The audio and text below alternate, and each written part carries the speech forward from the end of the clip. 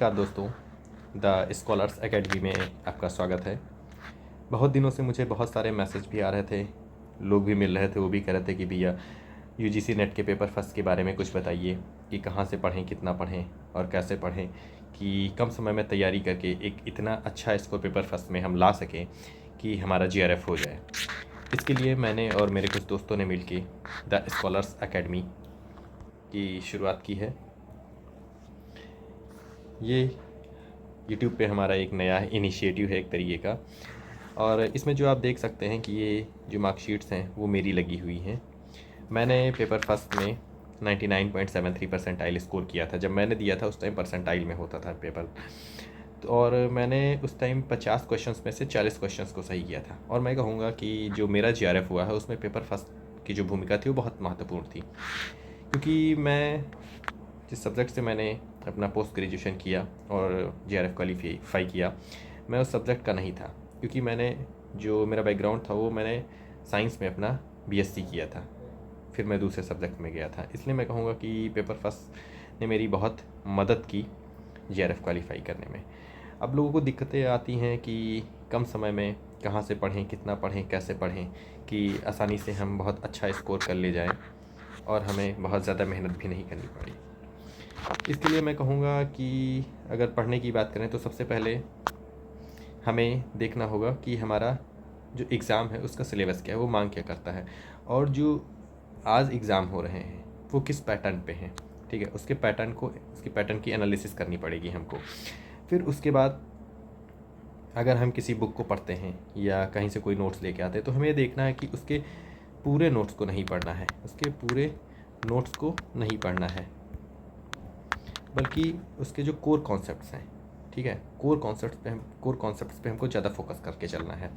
और कहीं ना कहीं जो कोर कॉन्सेप्ट्स होंगे उसके, वो जब हम क्वेश्चन को सॉल्व करेंगे तो वो उसमें ज़्यादा महत्वपूर्ण भूमिका निभाएंगे। इसके साथ ही जो हमें तीसरी चीज़ करनी है वो प्रीवियस ईयर के क्वेश्चंस जो होंगे उनको देखना है, क्योंकि टाइम टू टाइम जो क्वेश्चंस होते हैं उनको पूछने का जो तरीका होता है वो बदलता जाता है। इसलिए हमसे सबसे पहले जो प्रीवियस ईयर क्वेश्चंस हैं उनको देखना पड़ेगा। उसके बाद बात आती है कि हमारे पास टाइम कम है, रिसोर्सेज कम है, तो हम उसको मैनेज कैसे करें, क्योंकि हमारे पास 1 घंटा होता है और हमें 50 क्वेश्चन सॉल्व करने पड़ते हैं। ठीक है, जिसमें सॉल्व करने के लिए हमें डीआई भी करनी होती है और रीडिंग कॉम्प्रहेंशन भी करना होता है, जो ज़्यादा टाइम लेके जाते हैं। तो मैं कहूँगा कि आप कोई भी बुक पढ़िए, 1 या 2 बुक पढ़िए, ठीक है, उसका रिवीजन करिए, और जब वो पढ़ लें तो मॉक टेस्ट दीजिए आप सबसे ज़्यादा। ये जो है मॉक टेस्ट पेपर फर्स्ट में एक महत्वपूर्ण भूमिका निभाते हैं। जो मैंने किया है मैं वो आपको बता रहा हूँ, क्योंकि मॉक टेस्ट का क्या होता है कि जब हम मॉक टेस्ट देते हैं तो हमें ये पता चलता है कि हमारी स्थिति कितनी क्या है।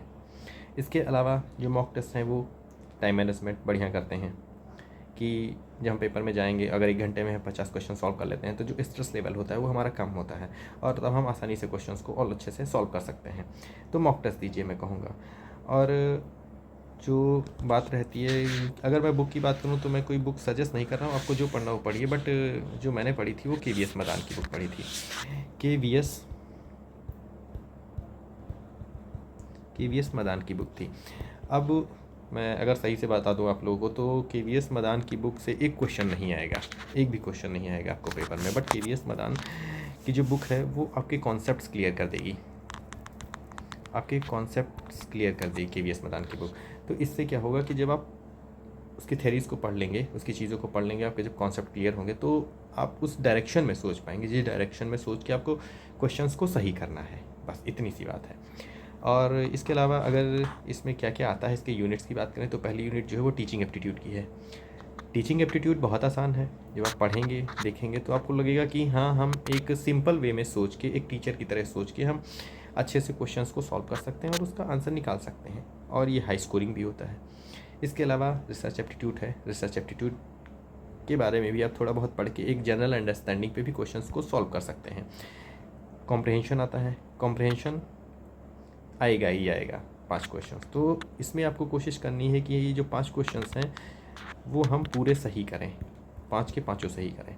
इसके अलावा कम्युनिकेशन भी बहुत टफ नहीं आता है। अगर आप उसको एक बार पढ़ लेते हैं कहीं से भी आप पढ़ लेते हैं तो आपकी इतनी अंडरस्टैंडिंग हो जाएगी कि आपके कम्युनिकेशन के क्वेश्चंस गलत नहीं होंगे। इसके अलावा मैथमेटिकल रीजनिंग, तो मैं कहूँगा कि मैथमेटिकल रीजनिंग के भी मुश्किल से 5 क्वेश्चंस आते ही आते हैं। तो अगर मैथमेटिकल रीजनिंग के आपके 5 या 3 जो भी क्वेश्चंस आते हैं वो अगर आपके पूरे सही हो जाते हैं तो ये आपको एक कंक्रीट नंबर देते हैं। इसमें या तो आंसर है या तो नहीं है, ये आपको वहीं पे सॉल्व करना है। इसके अलावा आती है लॉजिकल रीजनिंग। लॉजिकल रीजनिंग की बात करें तो मैं सही से बताऊं तो लॉजिकल रीजनिंग में बहुत सारी चीज़ें हैं। तो इसमें से क्या है, कुछ पढ़ें सब कुछ नहीं। इसमें क्या करना है कि सब कुछ नहीं पढ़ना है, क्योंकि बहुत सारी चीज़ें हैं, क्वेश्चंस आएंगे 3 ही 4 आप पढ़ते रह जाएंगे। तो इसमें से आप कुछ पढ़ें जिस पे आप देखें कि क्वेश्चंस बहुत सारे आते हैं, ठीक है, वो पढ़ें, बाकी छोड़ दें। मैं तो ये कहूँगा कि अगर आपके पास बहुत टाइम है तो आप पढ़िए, नहीं तो आप छोड़ दीजिए उसको। 1-2 क्वेश्चंस आएंगे, आपको करना होगा कर लेंगे, नहीं करना होगा नहीं कर पाएंगे। इसके अलावा DI आती है, DI में 5 क्वेश्चंस आते हैं। मैं ये कहूँगा कि आप इतनी तैयारी करिए कि कम से कम आपके DI के 5 के 5 क्वेश्चन ये सही हों, ये आपके 10 नंबर के दे देते हैं। इसके अलावा ICT आती है, इसके साथ ही पीपल एंड एनवायरनमेंट और हायर एजुकेशन आता है। तो पीपल एंड एनवायरनमेंट और हायर एजुकेशन के लिए आप करंट पढ़ सकते हैं, प्लस KVS की बुक पढ़ सकते हैं, वो सफिशिएंट है आपके लिए, ठीक है। इसके साथ ही मैं बताऊं कि अब बात आती है कि कैसे पढ़ा जाए। ये तो है कि चलो हमारे पास मटेरियल है, सब कुछ है, ठीक है, पर हम कैसे पढ़ें अब। तो सबसे पहले मैं कहूँगा कि लोग हिंदी और इंग्लिश जो जिसको इजी लगता है वो उसमें पढ़ता है, बट मैं पेपर फर्स्ट की बात करूँगा तो मैं कहूँगा कि आप इंग्लिश में पढ़िए। इंग्लिश में ये आपको इजी पड़ेगा। अगर आप हिंदी में पढ़ेंगे तो इसकी जो टर्मिनोलॉजी है, इसके जो टर्म है वो बहुत टफ है, फिर आप वो नहीं कर पाएंगे। तो मैं कहूँगा कि आप इंग्लिश में पढ़िए, कोशिश करिए आप पढ़िए। इसके अलावा आप जो माइंड मैप बनाइए जो यूनिट वाइज है, उसके शॉर्ट नोट्स बनाइए, उसके आप शॉर्ट नोट्स बनाइए कि आप टाइम टू टाइम रिवाइज कर सकें, एक लिमिटेड टाइम में आप रिवीजन कर सकें। आपको बहुत नहीं पढ़ना है, आपको कम पढ़ना है, पर कई बार पढ़ना है इसको, ठीक है। और यही है कि आप बार बार उसको रिकॉल कर सकें। तो कम पढ़ें और पर अच्छा पढ़ें और उसको बार बार रिकॉल करें। और मॉक टेस्ट ज़रूर दें। अगर आप मॉक टेस्ट देंगे उससे आपकी एफिशिएंसी पता चलेगी, उससे आप कहाँ पे हैं, आपने क्या पढ़ा है क्या नहीं पढ़ा है, किस टाइप के क्वेश्चंस आते हैं, आपका टाइम मैनेजमेंट है, वो सब कुछ पता चलेगा। तो ये मेरा पहला वीडियो था। मैं कोशिश करूँगा कि इस पे और वीडियो बनाए जाएं।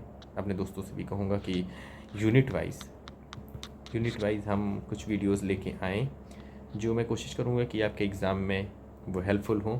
आप इनको देखें और पढ़ें और आगे बढ़ें। Thank you.